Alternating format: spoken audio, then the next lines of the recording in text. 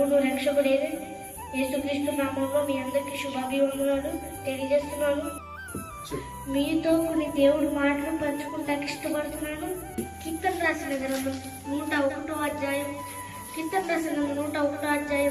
6వ వచనంలో నమ్మకస్తులైన వారి కొరకు ఎదురు చూస్తున్నాను అంటాడు. ఇక్కడ దావీదు ఉద్దేశం కాదు, దేవుడి ఉద్దేశం కూడా. నీవు దేవుడు నమ్మే స్థాయి నుండి దేవుడే నమ్మే స్థాయికి నువ్వు మారాలి. యోబు రాసిన గ్రంథం 1వ అధ్యాయం 1వ వచనంలో దేవుడే యోబు గురించి సాక్ష్యం ఇస్తాడు. దేవుడు యోబు గురించి సాక్ష్యం ఇవ్వడానికి యోబు నమ్మకత్వమే కారణం.